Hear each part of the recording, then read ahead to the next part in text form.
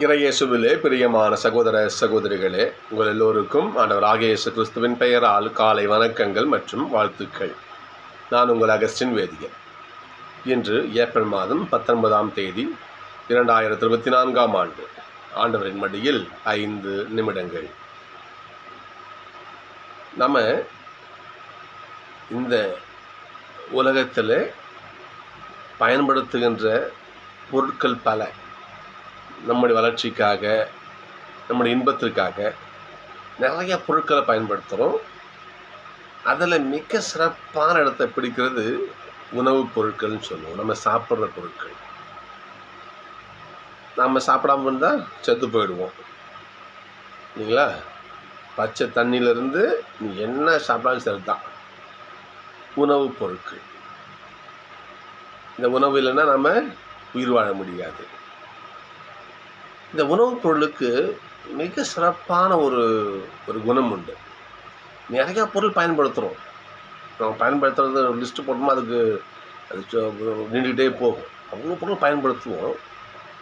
உதாரணத்துக்கு ஒரு சீப்பு, அது எஸ்மாச்சும் உதாரணம் சொல்கிறேன் நான் இல்லையா? அது இப்போ ஃபேனு, அது ஏசி, எவ்வளோ பொருட்கள் பயன்படுத்துகிறோம். அதுலேயும் ஒன்று உணவு உட்கொள்கிறோம். எல்லா பொருட்களுக்கும் இல்லாத ஒரு குணம் சாப்பாட்டுக்கு, உணவுப் பொருளுக்கு உண்டு. என்னன்னு சொன்னால், நாம் சாப்பிட்ற அந்த உணவுப் பொருள் நாமவே மாறிவிடுகிறது. சொல்ல புரியுது? உதாரணத்துக்கு ஒரு பழம் சாப்பிட்றோன்னு வச்சுக்கோங்களேன். நம்ம ஒரு பழம் சாப்பிட்றோம்.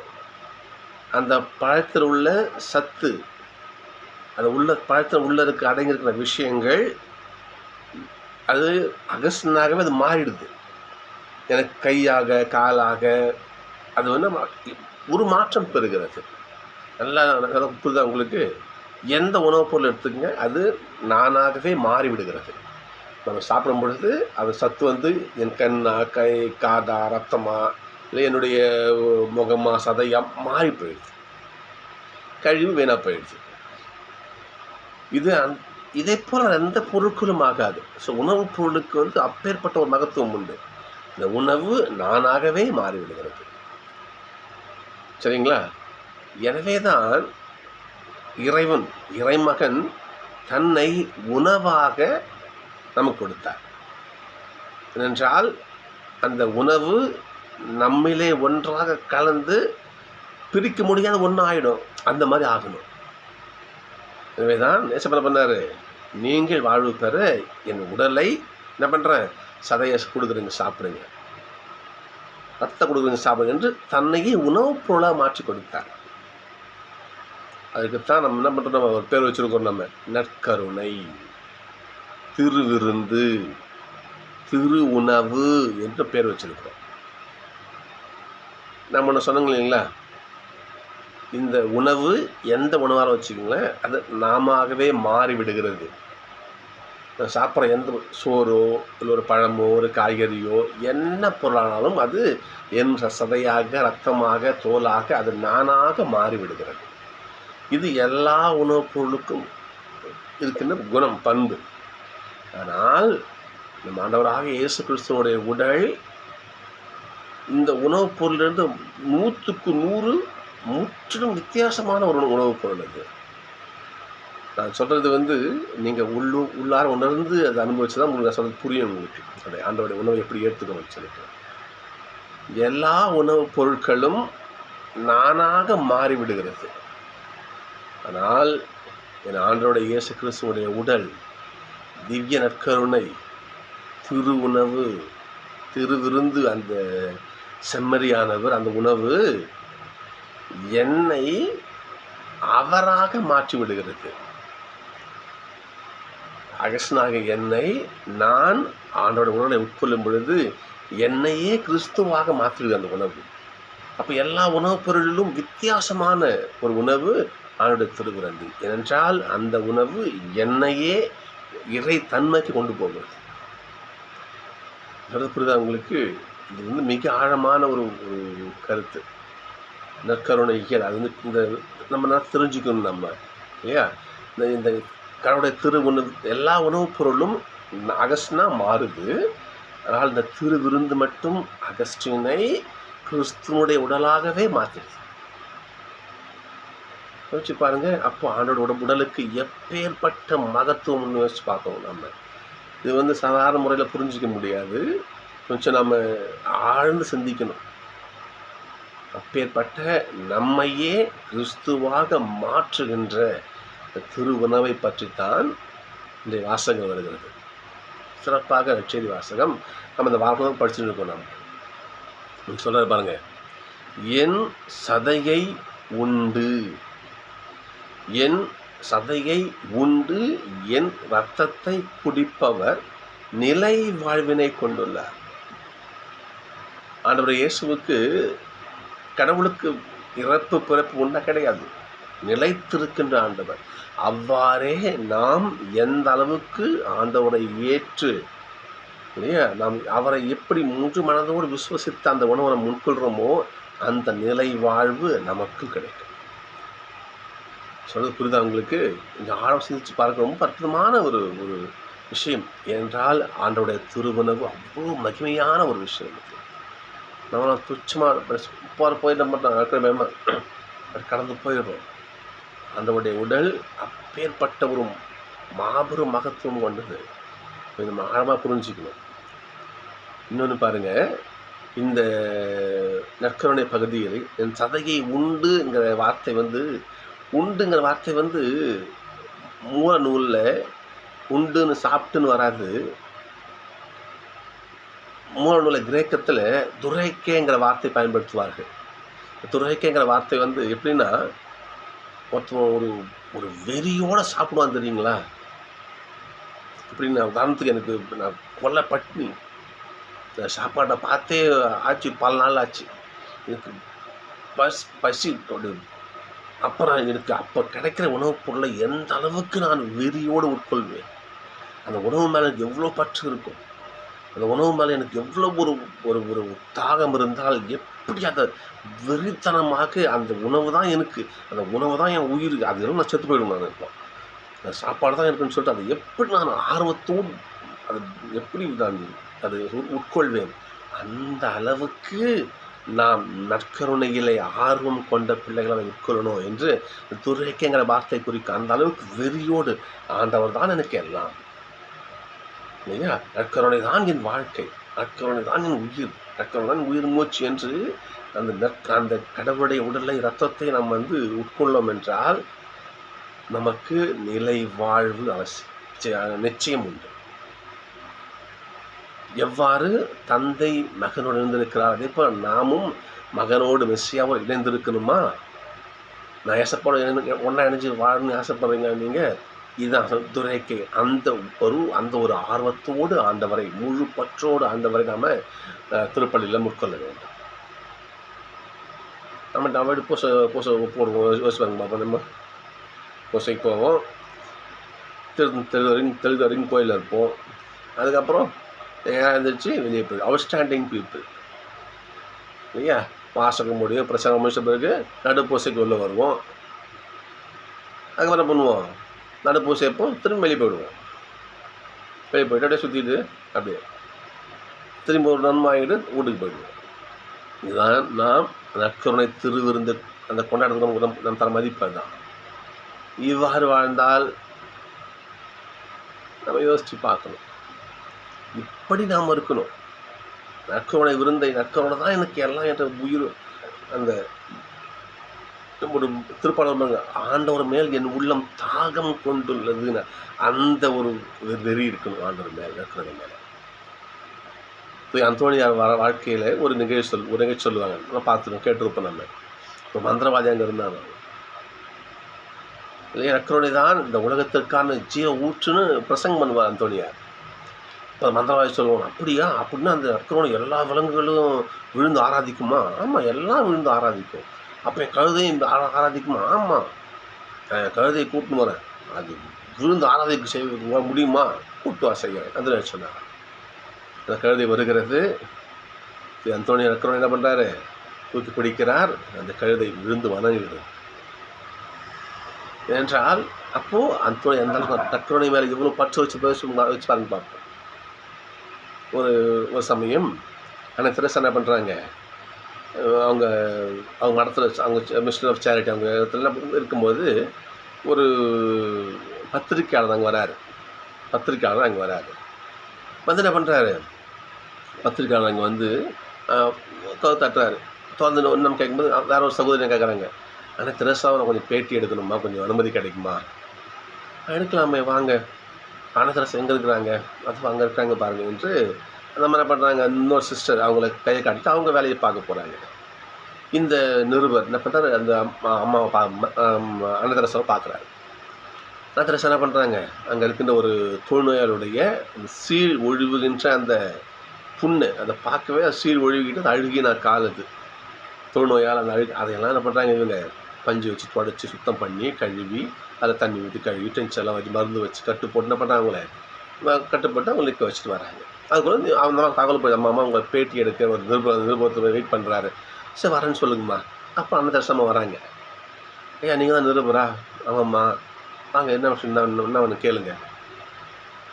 ஒன்றும் இல்லைம்மா, இப்போ நான் பார்த்தேன் அந்த தொழுநோயால் பாதித்த அந்த சகோதரருக்கு கால்லாம் ரொம்ப அழுகி போய் புழுவெல்லாம், ஐயோ அதை பார்க்கும்போது எனக்கு அருவருப்பாக இருக்குமா, அதை பார்க்குற எனக்கே இவ்வளோ அருவருப்பாக இருக்குதேம்மா, நீங்கள் எப்படிம்மா அதை தொட்டு அதை எப்படிம்மா செய்கிறீங்க?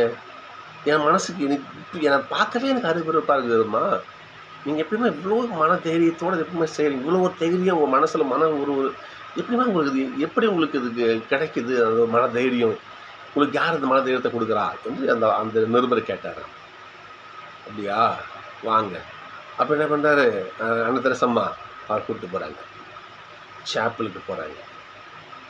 சாப்பிளுக்கு போயிட்டு நற்கருணை பேழையை அவர்கிட்ட காட்டுறாங்க. அதை பாருங்கள்,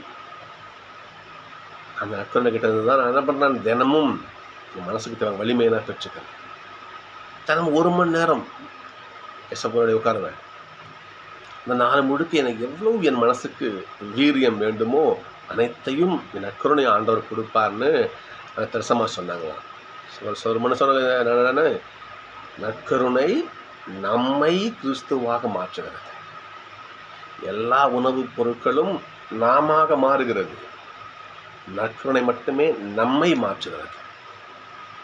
யாருக்கு அந்த ஒரு பாக்கியம் கிடைக்கும்? எவர் ஒருவர் நற்கருணையை உண்மையான பற்றோடு ஏற்று விசுவசிக்கிறார்களோ அவங்களுக்கு தான் அந்த பற்று கிடைக்கும், அந்த நிலை கிடைக்கும். இந்த வாசகம் பாருங்க பார்ப்போம். என் ரத்தத்தை என் உடலை எவன் உண்கிறாவது அந்த ஒரு பற்றோடு உட்கொள்கிறானோ அவனை நான் இறுதி நாளில் உயிர்ப்பிக்க செய்வேன், அவன் என்னோடு என்றும் நிலைத்து வாழ்ந்து கொண்டிருப்பான் சொல்றாங்க. அப்போது நாம் நற்கருணையை எந்த அளவுக்கு ஏற்றுக்கொள்கிறோமோ அதை நாம் இயேசுவாகவே நம்ம மாறலாம், இயேசு போல நம்ம வாழலாம். நற்கருணை நம்மை அப்படி வாழ வைக்கும். ஏனென்றால் ஆண்டவர் எவன் ஒருவன் இயேசுப்பாவை முழு விசுவாசத்தோடு ஏற்றுக்கிறானோ அவன் செய்யாத காரியமாக பார்ப்போம். நம்ம நேற்று வாசிச்சோம் இல்லையா, பிலிப்பு எத்தனை அரும் அடையாளங்களை செய்கிறார். யோவானும் பேதுரும் எருசலேம் கோயிலுக்கு போகிறாங்க. கோயில் வாசல் வந்து உட்காந்துருக்கிறான், பிச்சை கேட்குறான், ஐயா ஏதாச்சும் கொடுங்க ஐயா எனக்கு. பேதுரு சொல்கிற பாருங்க, ஏதாவது வேணுமா? பொண்ணும் பொருளோ காசும் என்கிட்ட கிடையாது, நான் என்கிட்ட இருக்கிறத கொடுக்குறேன், இயேசு கிறிஸ்துவின் பெயரால் எழுந்து நடக்கிறான். அப்போது பேதுரு அங்கே இயேசுவாக வாழ்ந்து கொண்டிருக்கிறார், இயேசுவை உள்ளத்தில் தாங்கி கொண்டிருக்கிறார். அந்த இயேசு தன் உள்ளத்திலே வாழ்ந்து கொண்டிருக்கும் இயேசுவை அவர் பகிர்ந்து கொடுக்கிறார். எது நடக்கிறான் அவன்? எப்படி எவன் ஒருவன் இயேசு ஆண்டவரை தாங்கி கொண்டு இல்லையா இருக்கிறானோ அவன் அநேக அற்புத அறிகுறிகளை செய்வான், நிச்சயமாக செய்வான். இதெல்லாம் சாட்சிகள் எல்லாம்.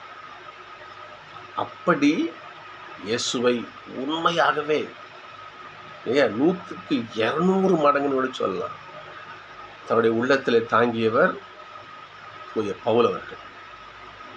சவுல் பவுலாக மாறினார். தூய பவுலடிகாரை போல பவுலடிகள் இல்லைன்னு சொன்னோம்னா இன்றைக்கு இந்த உலகம் முழுக்க திருச்சபையில் திருச்சபை இருந்திருக்குமா என்பது ஒரு ஒரு மிகப்பெரிய கேள்விக்குறி. பவுல் இல்லைன்னு சொன்னான். 3 தூதுரை பயணங்கள், சந்து போன்ற காடு மடலாம் திரிகிறார். எங்கே சென்றாலும் ஆண்டவரை அறிவிக்கிறார். இன்றைய திருப்பால் அதானே இல்லையா? இன்றைய வாசகமாக தானே திருப்பால் பாருங்க பார்ப்போம். உலகெங்கும் சென்று படைப்புக்கெல்லாம் நற்செய்தியை பறைசாற்றும். மிக சிறப்பாக பிற இனத்தோரே நீங்கள் அனைவரும் ஆண்டவரை போற்றுங்கள். பிற இன மக்களுக்கு ஆண்டவரை கொண்டு சென்று அவர்களுக்கு அந்த மக்களுக்கு ஆண்டவரை பகிர்ந்து கொடுத்த மாபெரும் ஒரு மனிதன் பவுல். அந்த பவுலுடைய அழைப்பைத்தான் நாம் இன்னைக்கு வாசிக்கிறோம். நம்ம இன்னைக்கு கிராமத்துங்களை சொல்லுவாங்க, இந்த ஏருக்கு மாடு பிடிப்பாங்க. அந்த கிராமத்தில் நம்ம போய் பழகினா தெரியும் நமக்கு. அந்த கிராமத்தில் மாடு ஏறு ஓட்டுறதுக்கு மாடு இல்லை வண்டி எடுக்கிறதுக்கு வண்டி மாடு, இந்த மாதிரி மாடுகள்லாம் எந்த மாடை பிடிச்சி திரும்ப கட்டுவாங்க? உங்களுக்கு கிராமத்தில் வாழ்ந்துதான் உங்களுக்கு தெரியும். நான் சொல்கிறத கொஞ்சம் காதில் போட்டுங்க. எந்த மாடு சண்டித்தனம் பண்ணுதோ, எந்த மாடு ஊருக்கு அடங்காமல் திரியுதோ, எந்த மாடு சும்மா சுற்றின்னு அலைஞ்சின்னு வருதோ, அந்த மாட்டை பிடிச்சி பழக்கி கட்டுவாங்க ஏறு ஓட்டுறதுக்கு. அந்த மாடு ஏறு ஓட்டுற எந்த மாடும் ஏறு ஓட்டாது, ஏறு விழாது. ஒன்றா நான் சொல்கிறது இன்னும் மெய்யா போய்யா நீங்கள் கிராமத்தில் தான் கேட்டு பாருங்கள். நீங்கள் வண்டி மாடு இருக்கும், எந்த மாட்டை வண்டியில் பூட்டுவாங்கன்னு சொன்ன, எந்த மாடு அடங்காமல் சுற்றி திரியுதோ அந்த மாட்டை என்ன பண்ணுவாங்க, பிடிச்சி வண்டிக்கு பூட்டுவாங்க. அப்படி பூட்டுகின்ற பொழுது அந்த மாடு வேலை செய்கிற மாதிரி எந்த மாடும் செய்யாது. இந்த விஷயத்தில் நம்முடைய ஆண்டவர் அப்பாவும் சரி பிள்ளையும் சரி, யாவை இறைவனும் சரி, தம் மெசியா ஆண்டவரும் சரி, 2 பேருமே சலைச்சவங்க கிடையாது. யாவை ஆண்டவர் பாருங்க, கொலகாரனை பிடிக்கிறாரு, கொலகாரனை பிடிச்சி தேத்தி அனுப்புகிறாரு. வெற்றியோடு திரும்பி வருகிறார் கொலகாரன். யார் ஞாபகம் வருதா? வச்சு பாருங்க, யார் தெரியுதா? மோசே. ஒரு எகிப்தனை என்ன பண்ணுறார், கொலை பண்ணிட்டு தப்பிச்சு ஓடுறாரு. தன்னுடைய மாமனார் தப்பிச்சு ஓடுறாரு. அவரை பிடிச்சி என்ன பண்ணுறாரு, சினை மலையில் இரியும் முட்புதர் வழியாக காட்சி கொடுத்து அந்த மோசையை பிடிச்சி நீ எங்கேருந்து வந்தியோ அந்த எகிப்துக்கு அனுப்பிச்சி வைக்கிறார் பாருங்க. அனுப்பி ஆண்டவர் வச்சு போயிடுறார். இவரை ஏசப்பா எடுத்துங்க பார்ப்போம். திருச்சபைக்கு தலைவராக யாரை வச்சார்? ரொம்ப சாந்தமான ஒரு ஆளையா? ரொம்ப அன்பாக பாசமாக அமைதியாக அப்படியே இருக்கிற ஆளையா? எப்பேற்பட்ட கோவக்காரன் பேதுருன்னு சொன்னால் கத்தியை பிடிங்க காதை வெட்டுறாரு. ஆண்டவரை கையாடா பிடிச்ச நீ வெட்டுறா காதை. ஆண்டவரை நெருப்பானே புரியவே அவன் மேலே சொல்கிறேன் இல்லையா, நீ சாப்பிடாது, நீங்கள் சாப்பிடாது, நீங்கள் உயிர் வாணும், அப்பாலே போய் சாத்தானே. அந்த அளவுக்கு கோபக்காரன் யாரு? பேதுரு. அப்படிப்பட்ட பேதுருவை பிடிச்சு என்ன பண்ணுறாரு, தன் திருச்சபைக்கு தலைவனை நியமிக்கிறார். இதுங்களா அவருக்கு தெரியும், யாரை பிடிச்சி எங்கே கட்டினா அந்த மாடு ஒழுங்காக வேலை செய்யும் என்பது ஆண்டவருக்கு தெரியும். அப்பேற்பட்ட பேதுருவால் இன்னைக்கும் திருச்சபை வாழ்ந்து கொண்டிருக்கு. ஏன்னா அப்படி சண்டித்தனம் முரண்டு பிடிக்கிற மாட்டை பிடிச்சி ஈர்த்தாதான் அதை மட்டும் நீ பழக்கி நீ வேலை வாங்க பார்ப்போம், அது அப்படிப்பட்ட வேலை செய்யும். அப்பேற்பட்ட சண்டித்தனம் வாய்ந்த ஒரு குதிரைகள்லேயே டாப்பு சண்டித்தனம் குதிரை தான் போய்சாவும். இன்னைக்கு முதல் வரியே தான், முதல் வரியே பாருங்க பார்ப்போம். சவுல் சீறி எழுந்து, மாற்றி கவனிச்சிங்களேன், சீறி எழுந்து ஆண்டவரின் சீடர்களை கொண்டு விடுவதாக, அட பாவி மனுஷன், கொலை பண்ணவே தயாராகிட்டார். யாரை? ஆண்டவருடைய சீடர்களை கொலை செய்வதுக்கு என்ன பண்ணார் அவர்? தைரியமாயிட்டார். எவன் ஒருவன் ஏசப்பாவுடைய வார்த்தையை சொல்கிறானோ, எவன் ஒருவன் ஏசப்பாவுடைய வார்த்தைக்கு பணிந்து நடக்கிறானோ அவனை பிடிச்சி ஜெயிலில் போகிற சித்திரவதை பண்ணுறதுக்கு அனுமதி கடிதம் வாங்கின்னு தமஸ்கு கிளம்புறாரு மாப்பிள்ளை. எப்பேற்பட்ட ஆள் பாருங்க சவுல். திருச்சபையே அழிக்கணும்னு கங்கணம் கட்டிக்கிட்டு தெரிஞ்சு இல்லைங்க, அப்படிப்பட்ட ஒரு நபர் பவுல். ஏன் தமஸ்குக்கு போகிறாரு? சமாதான கூட்டம் போகிறதுக்காக கிடையாது. தமஸ்கில் இருக்கின்ற கிறிஸ்தவர்களை வந்து பிடிச்சி அரெஸ்ட் பண்ணி வந்து ஜெயிலில் போட்டு சித்திரவதை பண்ணி அவங்கள என்ன பண்ணுறோம் பாரு என்பதற்கான ஒரு அனுமதி கடிதம் வாங்கிட்டு என்ன பண்ணுறாரு, வாங்கிட்டு கிளம்புறாரு. ஆஹா, ஏசப்பா பார்க்குறாரு, சண்டித்தனம் உள்ள குதிரை மாட்டிக்கிச்சு, பிடிச்சி வர நம்முடைய திருச்சபை எங்கள் வண்டியில் கட்ட வேண்டியது தான். திருச்சபை எங்கேயோ போய் நிற்க போகுது, டாக்டர் நிற்க போகுது. ஏசப்பா முடிஞ்சு போச்சு. என்ன பண்ண, அங்கே மிக ஒரு சத்தம், ஒரு குரல், சவுலே சவுலே ஏன் பாயனை துன்புறுத்துற, ஏன் என்னை துன்புறுத்துற? சவுல் இயேசுவை துன்புறுத்தலையே. ஏசப்பா எப்போ இறந்து விட்டார், ஏசப்பா பார்த்த கூட கிடையாது சவுல், சரிங்களா, பார்த்த கூட கிடையாது. அப்போ பாருங்க பார்ப்போம், அப்போ ஏசப்பா ஏன் அப்படி சொல்கிறாரு? சவுல் துன்புறுத்தியது யாரை? கடவுளுடைய மக்களை, கடவுளுடைய சீடர்களை, ஆண்டவருடைய பிள்ளைகளை. அப்படின்னா யார்? ஆண்டவருடைய சபையை, திருச்சபையை. அப்போ ஏசப்பா யார்? திருச்சபை தான் ஏசப்பா. புரியுது? அப்போ திருச்சபை தான் ஏசப்பா. அப்போ சொன்னார் இல்லையா, எங்கே 2-3 பேரால் கூடி இருக்கிறீங்களோ அங்கே நான் இருக்கிறேன். அப்போது திருச்சபை என்பது ஆண்டவருடைய மறு உருவம். இறை மக்கள் கூட்டம்ங்கிறது ஆண்டவருடைய மறுபிம்பம். அங்கே ஆண்டவர் இருக்கிறார். இப்போ திருச்சபை ஏசப்பா வேறு கிடையாது. இங்கே பூசையில் பாருங்களேன், பூசை என்ன பண்ணுவாங்க, இறை மக்களுக்கும் தூவம் காட்டப்படும். நம்ம கவனிக்கணும். நம்ம ஏனென்றால் அந்த திரு அவையிலும் மக்கள் கூட்டத்திலும் அந்த திருச்சபையிலும் ஆண்டோட பிரசனம் இருக்கிறது. ஏசப்பா பாருங்க, ஏன் என்னை துன்புறுத்துற? ஆண்டவரே நீ யாரு, நீ யாரு? நீ துன்புறுத்தும் இயேசு நான் தான். எழுந்து நகருக்கு போ. அப்போ அனனியா பற்றின காட்சியில் சொல்லப்படுது. இப்போ அங்கே உனக்கு என்ன செய்யணும்னு சொல்லப்படுவாங்க. ஒன்று இங்கே காட்சி கட்டு, அங்கே அனனியாவுக்கு காட்சி அங்கே ஓப்பன் ஆகுது பாருங்க. அனனியா ஆண்டோடைய காட்சி அவருக்கு தோன்றுகிறது. நீ இந்த இடத்துக்கு போ, நேரம் தெரிஞ்ச இடத்துக்கு போ.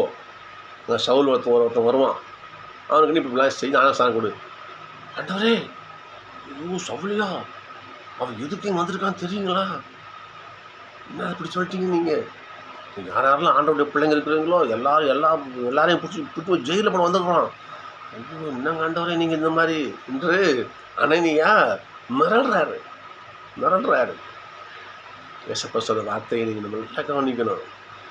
பிற இனத்தவருக்கு எனது பெயரை எடுத்து செல்ல நான் தேர்ந்து கொண்ட கருவி சவுல். என்ன எப்பேற்பட்ட ஒரு பாக்கியம் பாருங்க, எப்பேற்பட்ட ஒரு அழைப்பு சவுலுக்கு.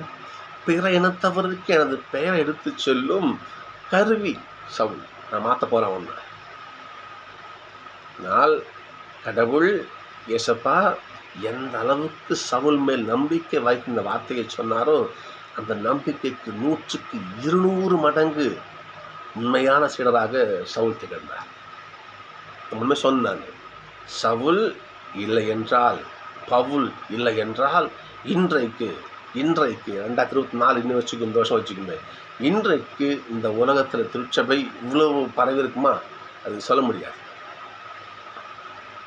பவுலுடைய பணி அவ்வளவு பணி. பவுல் சொன்னார் இல்லையா, என் ஆண்டவருடைய துன்பத்தை பாடுகள் என் உடம்புல நான் தாங்குறேன்னு சொல்லியிருப்பேன். 1 Corinthians 11:1 படித்து பாருங்கம்மா. போய் பவுலை போல ஒருத்தவங்க யாரும் சொல்ல முடியாது. ஏசப்பாக்கு அப்புறம் என்னை போல் நடன்னு சொல்லிட்டு சொன்ன ஒரே ஆள் பவுல் தான். புரியுதுங்களா? நீங்கள் என்னை போல் நடங்க. ஏசப்பா சொல்லுவார், நானே வழி, நானே உண்மை, நானே சத்தியம், என் பின்ன வாங்க சொல்லிட்டு ஏசப்பா சொல்லுவார். கடவுளுடைய பிள்ளை, கடவுள் அவர். ஏசப்பாவுக்கு அடுத்தபடியாக என்னை போல நடங்கள் என்று சொன்ன ஒரே ஆள் பவுல் தான். வாசி பாருங்க அப்படிங்க சொல்லுவார், நீங்கள் என்னை போல நடங்கள், ஏனென்றால் நான் இயேசுவை போல் நடக்கிறேன். இந்த வார்த்தை யார் சொல்லுவார்? ஓட்டத்தை முடித்து விட்டேன். எனக்கு ஆண்டவருக்கு ஒரு பணி கொடுத்தாரு, அது பணியை முடிச்சுட்டேன். எனக்கு காத்திருப்பது வெற்றி வாகையே. என்னோட இறுதி நாளிலே என் அப்பா ஏசப்பா எனக்கு கொடுப்பாரு. அந்த வார்த்தை வேறு எவன் சொல்ல முடியும் சொல்லுங்கம்மா? அப்போ ஓட்டத்தை முடிச்சுட்டேன். இன்னும் சொல்லுவார் பாருங்க, அப்போ அது வாழ்வது நான் அல்ல, என் கிறிஸ்துவே வாழ்கிறார் சொன்ன முறை சொன்ன பார்த்துக்குமா? அப்போ நற்கருணை நம்மை கிறிஸ்துவாக மாற்றும். மற்ற உணவெல்லாம் அந்த உணவு நாம மாறிவிடும். ஆனால் ஆண்டோடைய திரு உணவு, திவ்ய கருணை, ஆண்டோட கருணை என்ன, அந்த திரு உணவு, திருவிருந்து நம்மை இயேசுவாக மாற்றிவிடும். அப்போ சொல்ல பாருங்க, வாழ்வது நான் அல்ல, என்னில் கிறிஸ்துவே வாழ்கின்றார். வாழ்கின்றேன் வாழ்கின்றேன் நான் அல்ல, வாழ்கின்றார் வாழ்கின்றார் இயேசு என்னிலே. வறுமையிலும் வாழத் தெரியும் எனக்கு, வளமையிலும் வாழத் தெரியும். வயிறார உண்ணவும் தெரியும் எனக்கு, பட்டினியாய் கிடக்கவும் தெரியும் எனக்கு. வாழ்கின்றேன் வாழ்கின்றேன் நான் அல்ல, வாழ்கின்றார் வாழ்கின்றார் இயேசு என்னிலே. யாருன்னு சொல்ல முடியும்? இயேசு உள்ள வாழ்ந்துருக்கார் சொல்லுமா? அப்பேற்பட்ட மாபெரும் புனித துயக்கம், அப்பேற்பட்ட நபரை இயேசு என்ன பண்ணார்? தன்னுடைய பணிக்காக குடிச்சு வச்சுக்கிட்டு இருப்பார். சகோதரர்களே, நாமும் பவுலை போல வாழ முடியுமா? சந்தேகம்தான். கொஞ்சம் வாழ முயற்சி செய்யுமே. நற்செய்தி பணியாளராக ஆண்டவரை நம் உள்ளத்தில், அப்போ சொன்ன மாதிரி என் உள்ளத்தில் கடவுள் வாழறாருங்கிறது அவர் சொன்னார். நம்ம அந்த மாதிரி சொல்ல முயற்சிப்போமே. பவுலை போல உண்மையான சீடராக, உண்மையான பணியாளராக, சிறப்பாக பிற இன மக்களுக்கு, கிறிஸ்துவுமே அறியாத பிற மக்களுக்கு ஆண்டவரை கொண்டு செல்லும் ஒரு கலனாக, ஒரு பாத்திரமாக நாம் வாழ முயற்சி செய்வோம். அப்படி முயற்சி செய்தால் எவ்வாறு இயேசப்பா பவுலோடவே இருந்து நாள் வரை பவுலுங்கிற பெயரை இந்த உலகத்திலே வாழச் செய்கிறாரோ, அதே போல நம்முடைய பெயரையும் இறைவன் இயேசு நிச்சயம் நிலைக்க செய்வார். எவன் ஒருவன் ஆண்டவருடைய சதையை உண்டு ரத்தத்தை குடித்து வாழ்கிறானோ, அவன் நிலை வாழ்வை கொண்டிருக்கிறான். அவனுடைய பெயருக்கு அழிவே கிடையாது. இன்னைக்கு பாருங்க, எல்லா அப்போஸ்தலர்கள் இன்னைக்கு பெயர் வச்சிருக்காங்க, அவங்க அழிவே கிடையாது. அப்படிப்பட்ட அழியா ஒரு வாழ்வை நாமும் பெற முடியாதா? பவுல் கடவுள் கிடையாது, மனுஷன் தானே. பேதுரு கடவுள் கிடையாது, மனுஷன் தானே. யோவான் கடவுள் கிடையாது, மனுஷன். நம்மை போல மனுஷனாக பிறந்தவங்க தான் அவங்க. எப்படி வாழ்ந்தாங்கங்கிறது நமக்கு முக்கியம். சொல்கிறது புரியுதுங்களா? எல்லாம் நம்மளை போல சத்தை உள்ள மனுஷன் தான். அவங்கள தெய்வ பிறவி கிடையாது. நம்மை போலவே இந்த உலகத்தில் வாழ்ந்த பாவத்தோடு பிறந்த மனிதர்கள். ஆனால் பாவத்தோடு பிறந்தார்கள், புனிதராக மாறினார். எப்படி? ஆண்டவர் இயேசுவை உண்மையாகவே விசுவசித்து தன் உள்ளத்தில் ஏற்று வாழ்ந்தார். அதே போல நாமும் நம்முடைய பிள்ளைகளாக, உண்மையான விசுவாசிகளாக இந்த உலகத்தில் வாழ்ந்தால் நமது பெயரையும் நிச்சயம் இதே போல கடவுள் நினைக்க செய்வதிலே கொஞ்சம் கூட சந்தேகம் கிடையாது. எனவே நாம் ஆண்டவருடைய உண்மையான பணியாளராக, பிள்ளைகளாக உலகிலே வாழ ஆண்டவருடைய பாதம் வந்து ஜெபிப்போம். நன்றி. நாளை சந்திப்போம்.